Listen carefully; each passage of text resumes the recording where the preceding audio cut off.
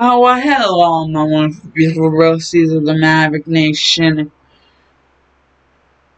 It is I, the Action Maverick, and welcome to part 4 of What If Naruto Was a Transformer.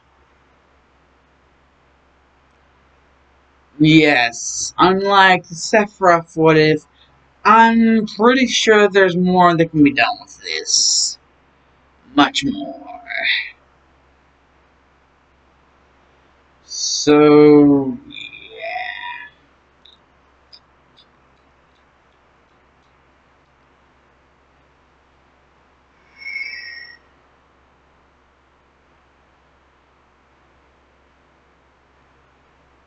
well, how exactly would it start? Well, we definitely know it would be after the whole Zabuzahaku thing, and Naruto would have all of his minions with him. So, right around the time of the tuning exams is what I would say.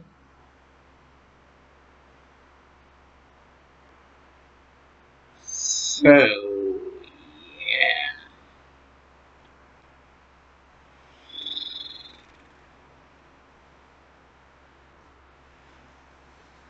Basically, Naruto thinks that there is one perk to, well, being a Transformer. They can transform in more than one way. Like, they can also transform in a way of becoming around the size of an average human. And everybody's wondering, how is that going to help us in any way? And Naruto's like, simple. We're gonna, you know, balance the whole entire Chunin exam situation. I can already tell that there's a little something going on behind the scenes. It might just involve the Land of Wind and the Hidden Sound Village.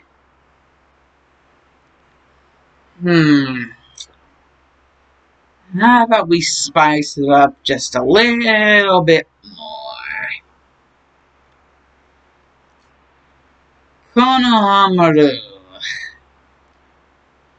Ino, Hinabi. Well, isn't that weird? Usually it's only one Kunoichi and two male shinobi. This is two Kunoichi and one male shinobi. Well, technically you're not shinobi, you're Transformers.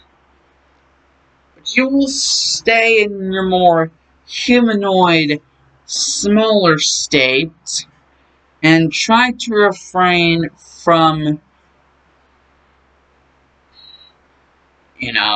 transforming into any sort of mode of transportation for the time being. We want to be subtle, yes, but we don't want to scare them too much. No, not yet. I have plans. Plans that involve, you know. Oh, this is gonna be fun. Anyways, basically, there are going to be 3 ninja that enter the tuning exams that aren't exactly going to be ninja.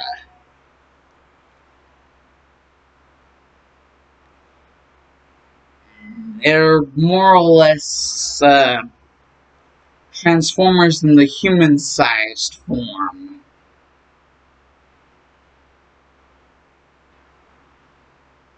And, well, it just so happens to be X Factor, Magic, and Claws. So, yeah.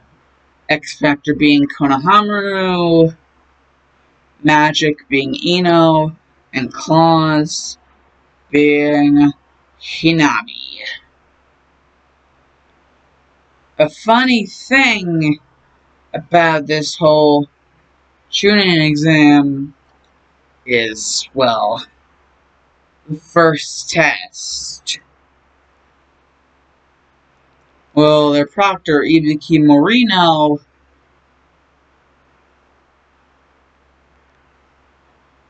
basically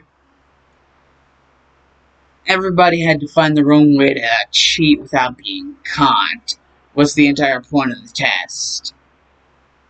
And Naruto being able to feed information, like through all of their heads at once, they all know that by now. They've known that for quite some time, actually, how these tests are gonna work.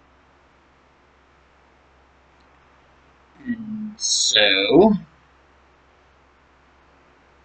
indeed, Konohamaru would, well,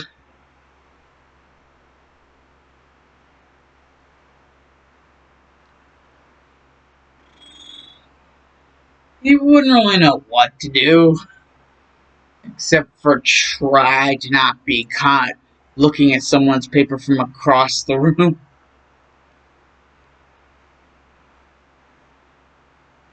He always has that feature where he can turn his eyes off and, just like see through hearing. So, hearing a bunch of different pencil strokes, he can single out a certain person making certain pencil strokes and follow that sound and use that as a way to cheat. So basically that's what Konohamaru does. He turns off his eyes and only follows the pencil strokes of the person he believes that will lead him to victory. And just so you guys know, just because, Kankura wanted to be cheeky and make an extra sentinel and think that nobody would notice, Konohamaru chose Kankuro to be the one that he freaking, copied off of. And, well, as for Ino, she has her freaking mind possession jutsu. Yeah, they can still do their signature jutsu, like any type of jutsu, as long as they have a good enough handle on who they were before they were converted.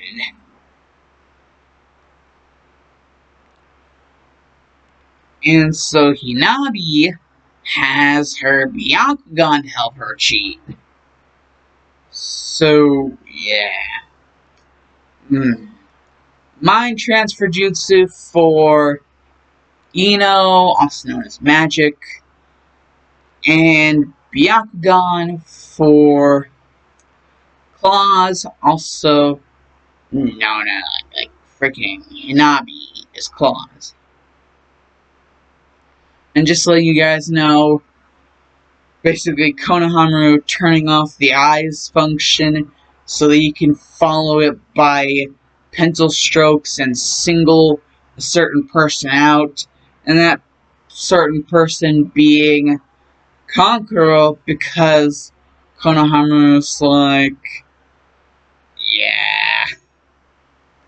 Basically, try to be a little bit nicer to the freaking grandson of the third Hokage next time, Kankuro, and maybe this won't happen to you. Also, because he literally is like, does he think we're stupid? Like, it's obvious that that's an extra sentinel, that there was one less sentinel than there is now. And obviously, looks like some sort of puppet. So,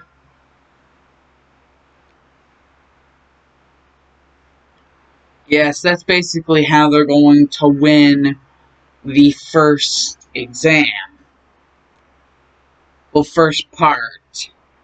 The second thing being the forest of death, and Unko just comes crashing through the window, and Hibiki's like, "You're early," and Unko's like, "Well, shit." Basically, just sign these waivers so that I'm not responsible for, like, if you die. And, Claws, Magic, and X Factor, they're all like, this is nothing.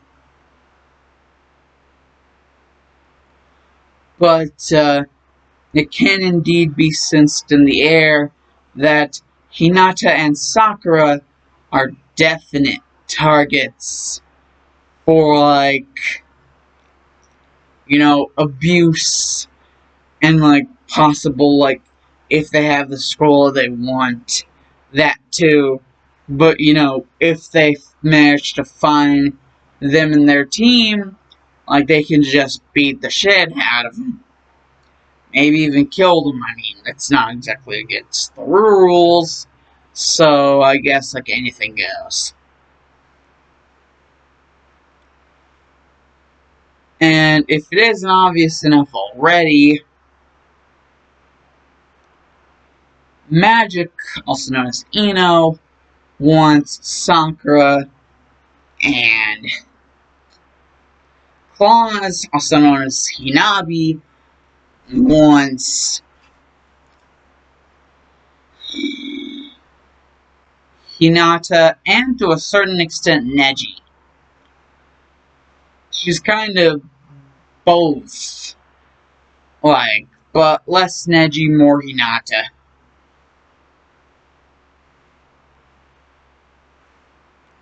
Like, as a test.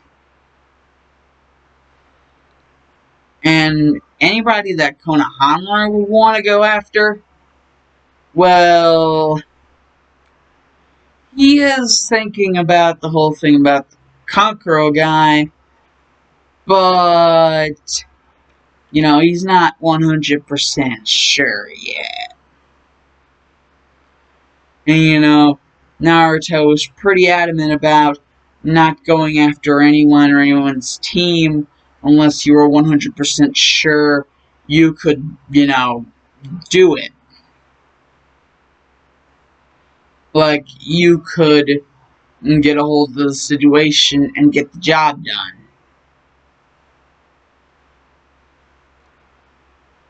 And so, eventually, first thing that happens, they come across freaking Team 8 with Kiba, Shino, and Hinata. And they just drop down there because literally they give no shits about they give no shits about subtlety. Like, they could give a shit less. And so, basically, Hinata does not know about Claws actually being Hinabi, her younger sister. However, Hinabi decides that this will be the end. Because she actually channels that Juken chakra, like the Juken fist taijutsu, into the Transformer claw hands, and basically that's a recipe for disaster. And just brutalizing Hinata. Like, Shino tries to do something with the leeches, but let's just say that Magic, aka Ino's little creations, if you forgot that she could do that. Yeah, she brought a good supply of some stuff, with her, inside some sealing scrolls, just in case she needed to make a couple batches. Basically, these little guys, they just unload on the leeches before they can do anything. It's like freaking. It's like gunpowder in the air. You can barely freaking breathe. It's like the mist, like that Zabuza could use, but instead of mist, it's like gunpowder in the air. Yeah, that's not good. And especially whenever one of the little guys that looks a little bit different from the rest shoots out a little flammable pellet that pops while in mid motion inside the big cloud of gunpowder in the air. And that just creates a giant explosion of fire. And, well, it also has a big, I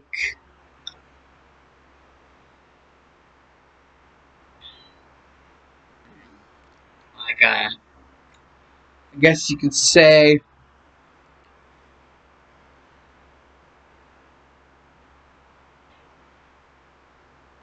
knockback.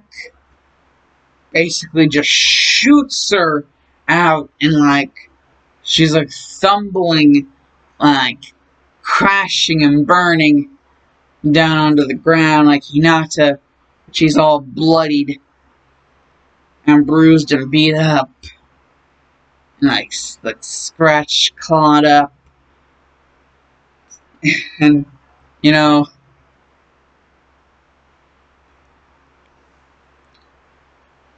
Kiba and Akamaru are about to do the thing over Fang Jutsu. That's whenever all of a sudden, uh, oh, yeah. Konohamaru just sees, Kiba about to hand Akamaru the soldier pill. And he's like, yeah, no, not happening.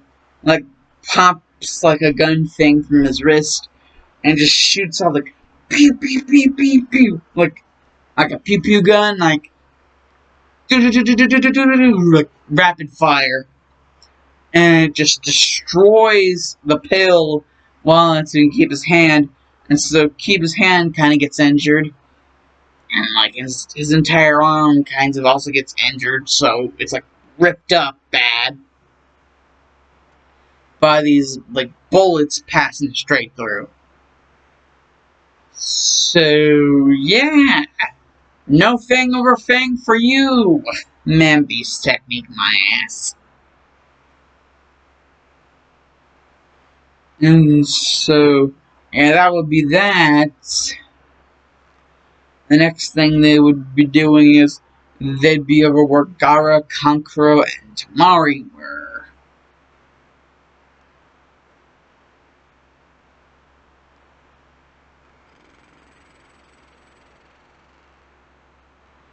And Konohamaru would just be like, yeah, it does indeed seem like someone's already been here.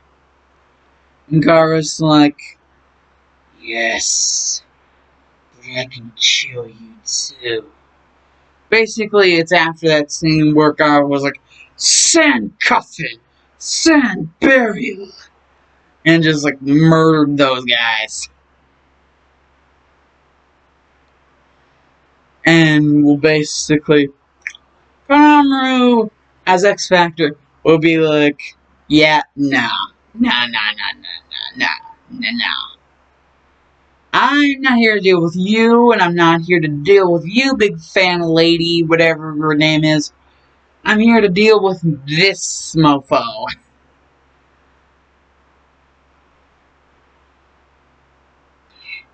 This is for doing what you did to me before. And just detach. Like rocket punch. And like BAM! Like smacks straight into Kankuro. And Kankuro's like, oh, that was a lucky shot. I didn't know what you were pulling there, kid. And Konohamaru's like, no, actually, there's more. And Kankuro's like, I don't know what you... Wait, where did your arm go? And Konohamaru's like, that's the more I'm talking about. Now, remote detonate. Like, remote detonation. Activate. And, well, I guess how much better can I say this? Like, he opens up a thing on his wrist and like, beep, and he just hears like Kankuro just hears a voice, exterminate.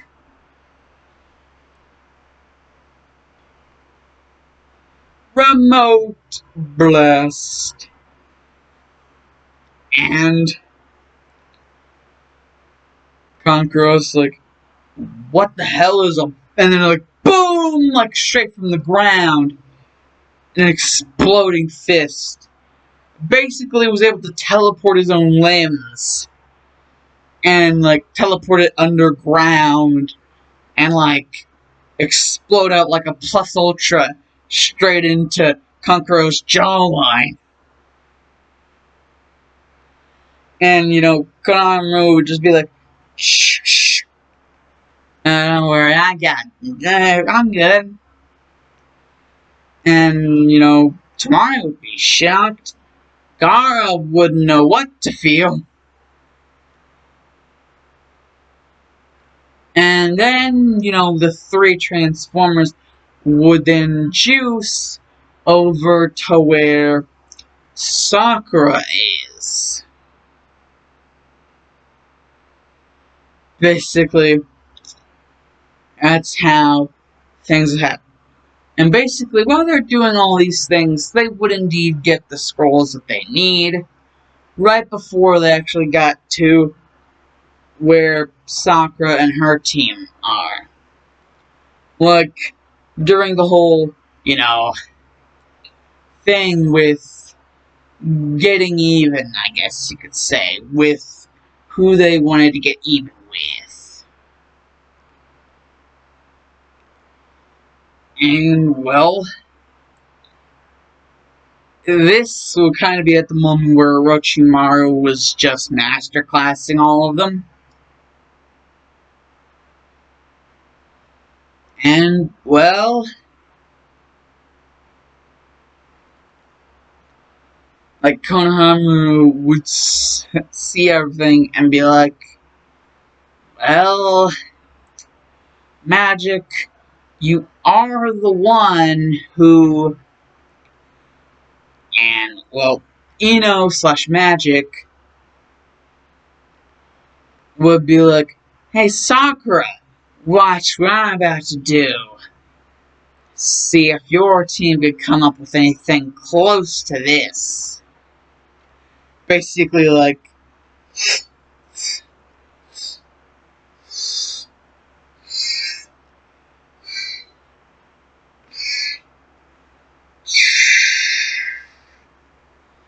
and it's just like,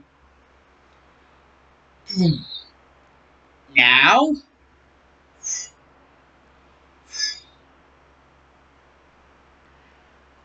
Let's do this! Transform!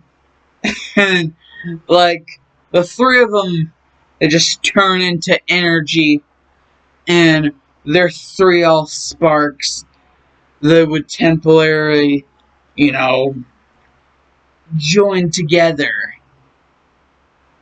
as they would form something special.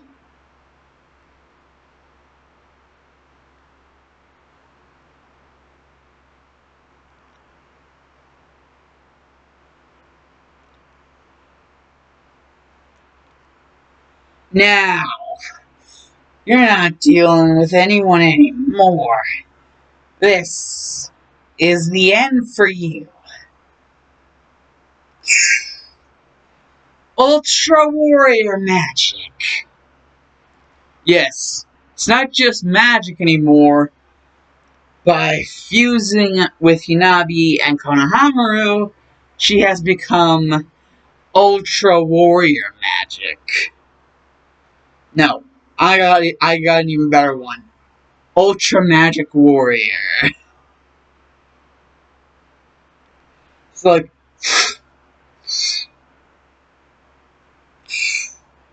Ultra Magic Warrior. So yeah, Konohamaru as X Factor, Hinabi as Claws, basically fused with Ino as Magic. They would become Ultra Magic Warrior. That's the Transformer they would become. And they would realize this is a new level of Transformer.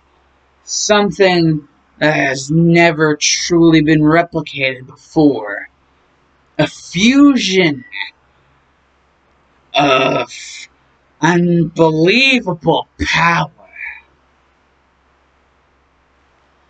Wanna know how just unbelievable it is? Well, you know how Datara's C0 jutsu was like the explosion it made was the size of like a Bijudama? Well, let's just say Ultra Magic Warrior is basically the equivalent of C0 Datara. Like times 2. Actually, no, times 3 since there's 3 people making the fusion. Yeah. So, like, 3 C0 Data's worth of power into one being. So, yeah, that's how powerful Ultra Magic Warrior is. And so, basically, they're like, now,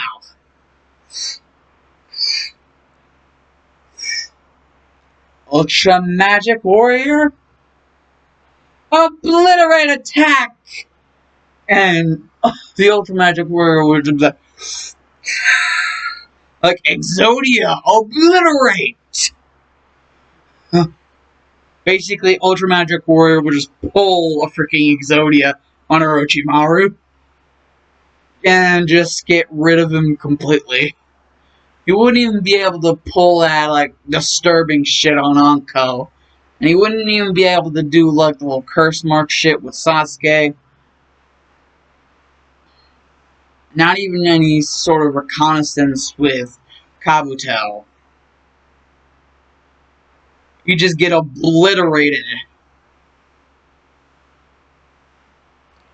Because, I must say, like, Ultra Magic Warrior's, like, obliteration attack is like an obliteration beam from Exodia. It just destroys everything in its wake. Just, like, plows through a mother trucker. Cause Kaiba had 3 blue eyes out whenever the whole thing was going down. And it was just like, Exodia obliterates! And just took down 3 blue eyes white dragons like it was nothing. So, yeah. Definitely OG.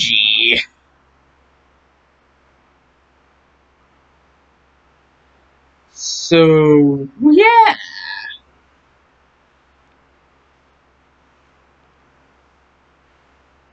And after, like, they use the Ultra Magic Warrior Obliteration attack, that's whenever they defuse, because they basically use up all of their fusion power after they use that attack.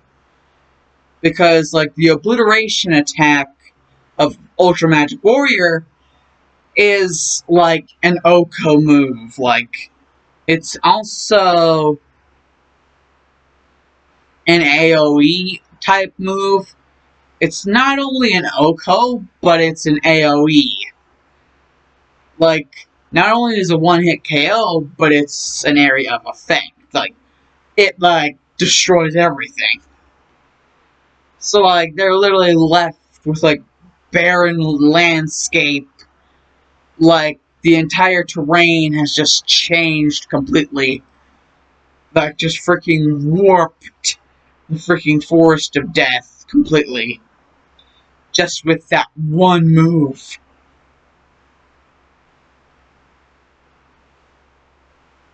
So yeah, now you guys know that these guys can like, they can basically fuse with each other to create powerful, freaking boss, like, super transformers, like super duper transformers.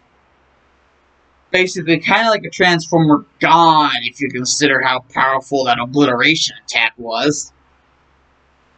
Like, it freaking nuked Orochimaru out of the situation. He was just gone after that. Like, just gone. Into that man's whole entire career.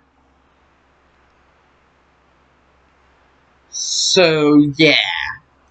Basically, Magic, also known as Ino, and, Claws, also known as Hinabi, and X Factor, also known as Konohamaru.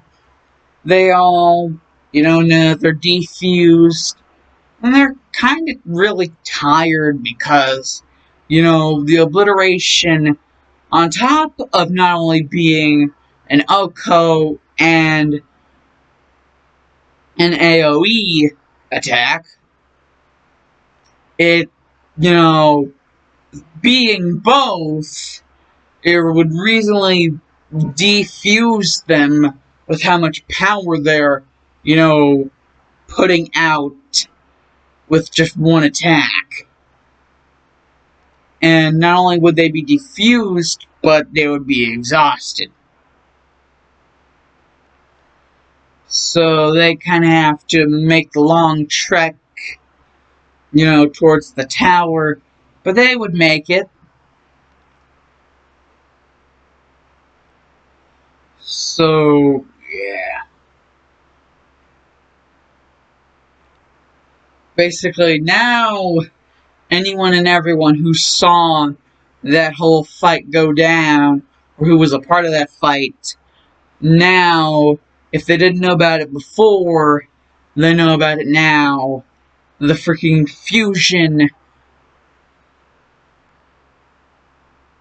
Ultra Magic Warrior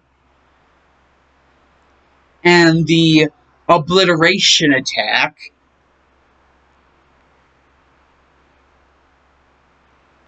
So, and basically what the Obliteration attack did to the entire Forest of Death, changing it completely. So, yeah.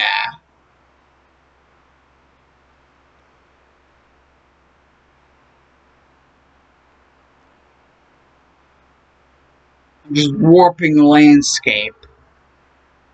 And so basically, right now, they get into the meat and potatoes. The preliminary of the whole tuning exams. It's not the finals yet. They have to, weed out some more people,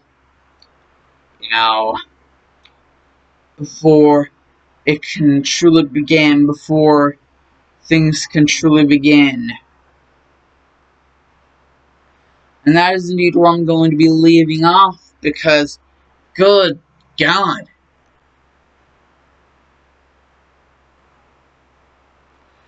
I think the comparisons, Exodia and Ultra Magic Warrior, that fusion, the comparisons in between the two are just gonna be ridiculous. Like, absolutely ridiculous. And I'm still remembering that comment I got on that one video. Freaking Vasta Lorde versus Nomu. Oh, don't worry, the Vasta Lorde will show up. Especially since you put that in there. I forget your name, but especially since you put that in there. But what I really want to show up, well, let me give you guys a hint. I won't let you get away with this. And Adassus.